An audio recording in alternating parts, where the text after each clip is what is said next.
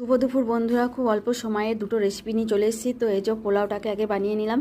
তো পোলাওটাকে তাড়াতাড়ি ঘি, গরম মশলা আর আদার পেস্ট দিয়ে মাখিয়ে রেখে দিয়েছিলাম। তো এবার কাজু কিশমিশটাকে ভেজে তুলে নিয়েছি। তুলে নেওয়ার পর গোটা গরম মশলা, তেজপাতা, শুকনো লঙ্কা দিয়ে চালটাকে ভালো করে নাড়াচাড়া করে জল ঢেলে দিয়েছি। জল ঢেলে দেওয়ার পর হয়ে গিয়েছে। তো পোলাওটা তো নামানোর আগে চিনি, ঘি, গরম মশলা দিয়ে এই যে ভালো করে নাড়াচাড়া করে ঢেকে নামিয়ে নিয়েছি। তো নামিয়ে নিলাম। তো আমার পোলাওটা কমপ্লিট হয়ে গেছে। তো এটা নিয়ে চলে আসলাম কাশ্মীরি আলুর দমের রেসিপি।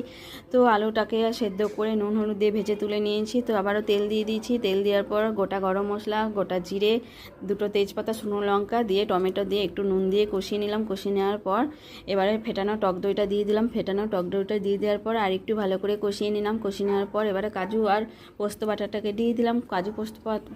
কাজু পোস্ত বাটাটা দিয়ে আর একটু ভালো করে কষিয়ে নিলাম। তো আবার আলুটাকে দিয়ে দিয়েছি। এবার সব শুদ্ধ মশলার সাথে কষিয়ে নিলাম। কষিয়ে নেওয়ার পর পরিমাণ মতো এখানে জল দিয়ে দিতে হবে। খুব বেশি জল দিলে হবে না আলুর দমে।